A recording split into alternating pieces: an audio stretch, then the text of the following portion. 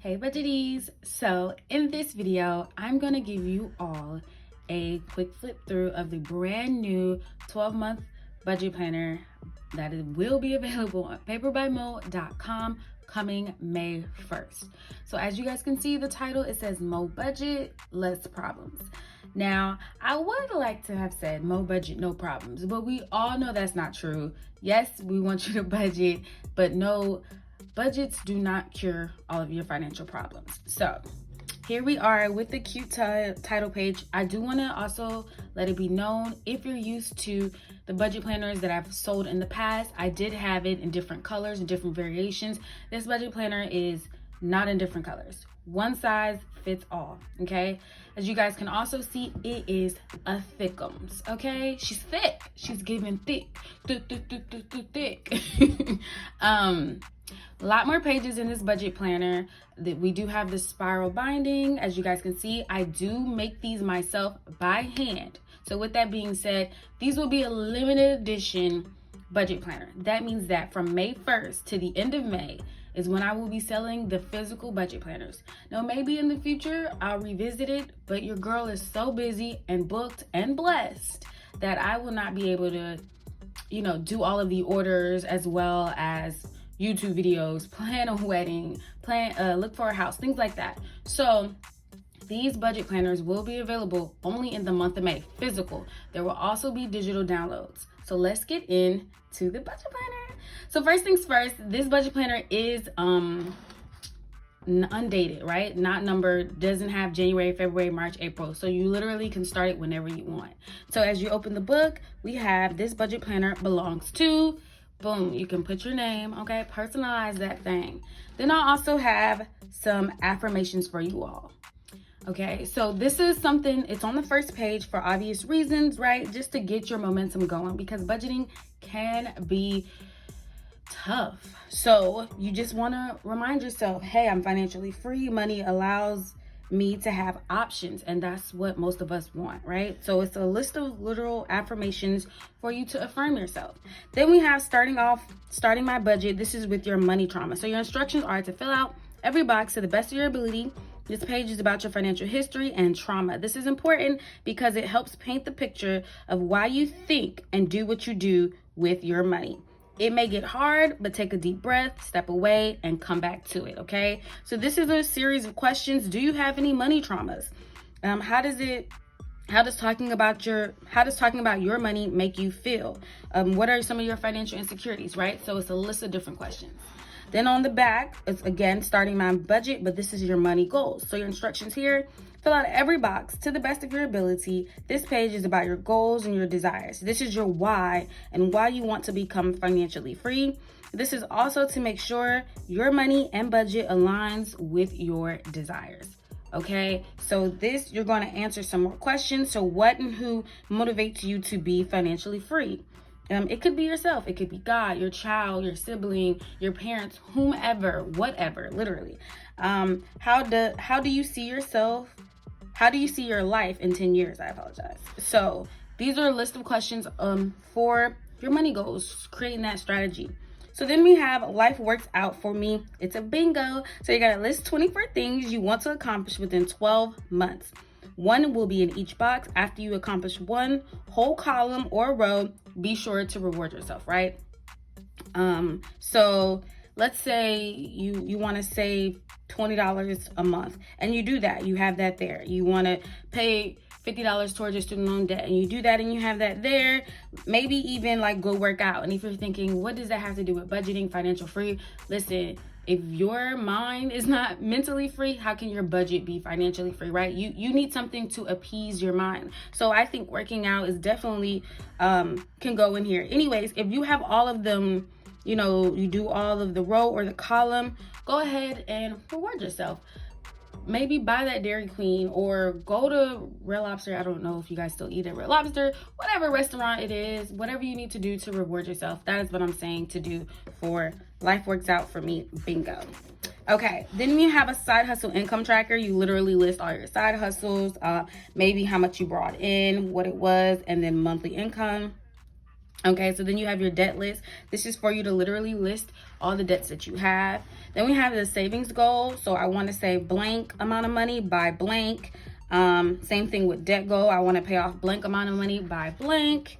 Then again, you have your savings trackers. Now this is titled January through December. January through December for your debt tracker, just so you can keep up easily. And then since we're at the beginning of the book, you have your net worth statement, right? You're going to talk about what assets, what liabilities you have. You should definitely date this, and then go ahead and see what your net worth is looking like. This is good so you can manage and gauge where you are in the beginning of this budget process, right?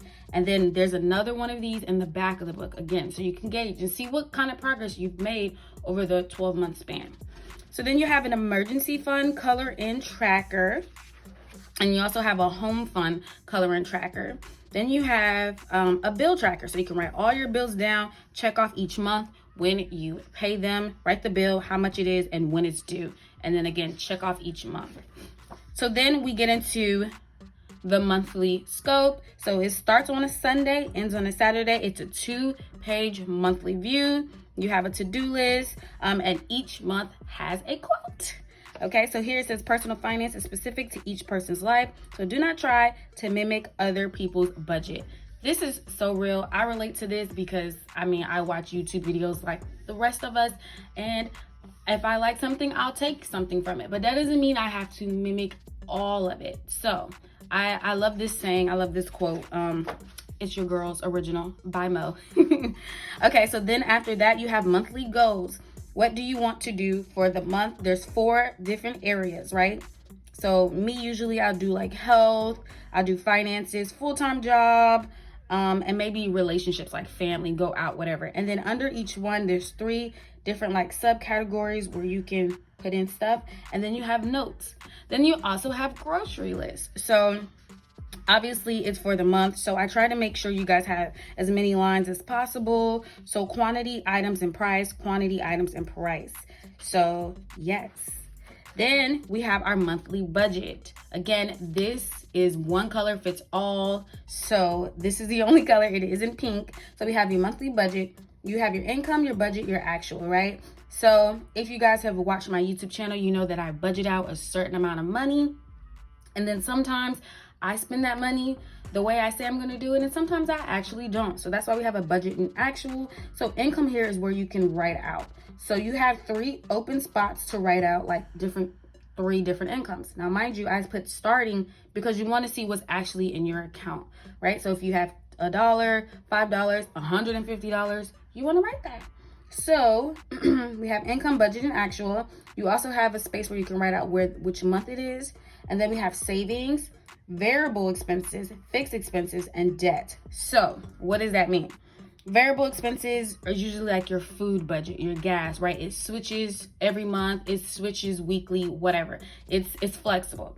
Fixed expensive is so electricity will also be a variable expense. Maybe water would be a variable expense, but a fixed expense for me would be rent. For some people, it would be your mortgage. It could be your internet or your cable. It's those expenses that do not change. For example, your subscription services usually do not change.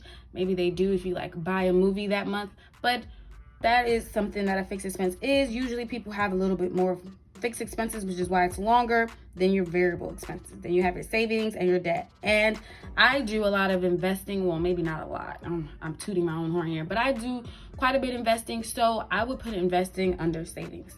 Then, okay, so then we have a sinking fund tracker. You have the fund amount, you have the fund name, the amount, plus or minus, right? So you have 1, 2, 3, 4, 5. That means that there are 5 paycheck budgets and every month. That's why I have 5 plus or minus, and then you have the remaining balance. If you're like me, you might have quite a list, okay? Quite a list of sinking funds because we're trying to save out here. So that's why it's sideways and it's quite long. So then next up, you have your cash denominations. Because there's 5 paycheck budgets, I went ahead and did 5 different cash slips. Now it is on the back. Let me be clear. It is on the back of the sinking funds tracker. So I don't know if you guys want to take it out or not. However, I did this for your own tracking of how much cash you need to take out of the bank. I feel like obviously you would still need a physical cash slip to give to the teller, when you go to take your money out. So here we are. This is Paycheck Budget 1. Again, it's the same as the monthly, except it says paycheck number, and then you have your dates. And then so you have your income, budget actual, your savings, your variable, your fixed expenses, and your debt. Paycheck 2, Paycheck Budget 3, Paycheck Budget 4, Paycheck Budget 5. So they're all back to back. Then we have transactions. So you only have 3 transaction sheets. So you have transaction sheet 1, transaction sheet 2, transaction sheet 3. So this is great to go over your transactions with your debit card, your credit card, even your cash, and just see where all your money has gone. Then at the end of the month, you're going to do a monthly overview. What were your successes for this month? What were your challenges for this month? And then let's go back and backtrack, right? So paycheck 1, 2, 3, 4, and 5. How much debt did you pay? What did you put towards savings? Did you do your tracking? Maybe this is a check off. Maybe this is a yes, no. What bills were paid, or were all your bills paid? You can say yes or no, or you can list the bills that were paid, and then sinking funds, or you can do the amount, right? So if you paid your paycheck $500 worth of bills being paid, maybe you should put the total amount, or say yes, or say no. It's literally up to your choice. Same thing with sinking funds. And then what can I do better next month? And then you go into the next month.